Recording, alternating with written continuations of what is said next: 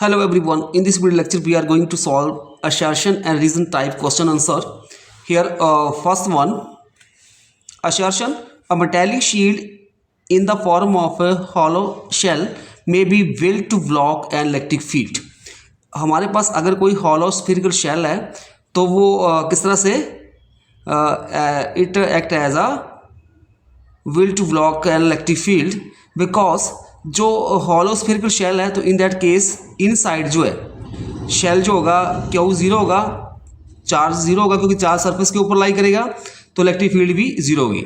सो ये एक प्रकार से मेटेलिक शील्ड की फॉर्म में बिहेव करेगी.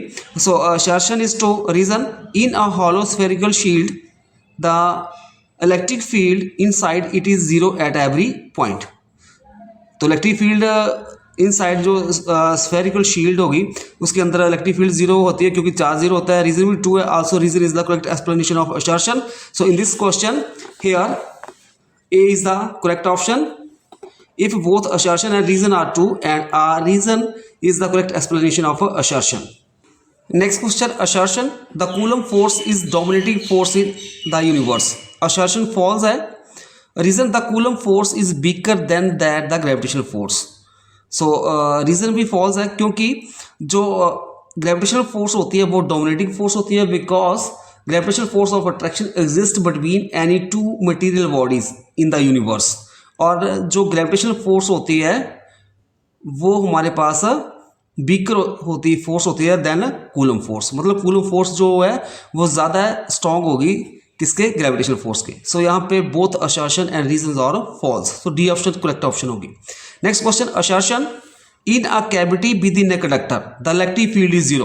कैविटी मतलब जैसे ये कंडक्टर हो गया, इसके बीच में कैविटी मतलब होल ले लो आप बीच में कोई, तो होल के अंदर क्या होगा, क्योंकि चार्ज जो है सरफेस के ऊपर लाई करेगा, इनसाइड चार्ज जीरो होगा, Q is equal to zero होगा तो E is equal to also zero.